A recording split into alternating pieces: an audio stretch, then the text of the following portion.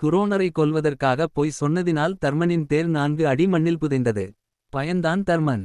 துரியோதனனை காப்பாற்றுவேன். என் அப்பாவை கொன்றவர்களை பழி வாங்குவேனென்று களத்தில் இறங்கிய அஸ்வத்தாமன் நாராயண அஸ்திரத்தை அனுப்பத் தயாரானான்.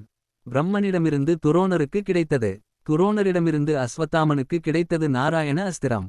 நாராயண அஸ்திரம் விட்டதும் அதிலிருந்து நிறைய படை வீரர்கள் ஆயுதங்கள் வர ஆரம்பிக்க கண்ணன் இனி சர்வமும் அழிந்ததுதான் என்றான். எல்லா அஸ்திரத்திற்கும் எதிராஸ்திரம் உண்டு. ஆனால் நாராயண அஸ்திரத்திற்கு எதிராஸ்திரம் குரு சொல்லித்தரவில்லை என்றான் அர்ஜுனன். எனக்கும் எதிராளி கிடையாது, என் அஸ்திரத்திற்கும் எதிராளி கிடையாது என்றான் கண்ணன். தேரிலிருப்பவர்களையும் ஆயுதம் கையில் வைத்திருப்பவர்களையும் தான் நாராயண அஸ்திரம் தாக்கும் என்றான் கண்ணன். உடன் கவச்சத்தை அழித்து தேரிலிருந்து இறங்கு என்றான். பாண்டவர்களும் படைவீரர்களும் கண்ணன் சொன்னதை செய்தார்கள். எல்லோரும் இரு கரம் கூப்பி பிரார்த்தனையுடன் நிற்க, பீமன் மட்டும் நான் பெரிய வீரன், பயப்பட மாட்டேன் என்று தேரிலிருந்தான். அர்ஜுனா, பீமனை தேரிலிருந்து இறங்க சொல்லென்று கண்ணன் சொன்னதும், நான் சொன்னால் கேட்க மாட்டான், நீ சொல் என்றான் அர்ஜுனன்.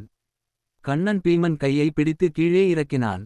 பீமனை தாக்க வந்த நாராயண அஸ்திரம் பீமனை உரசி கொண்டு சென்றது. உயிர் தப்பினான் பீமன்.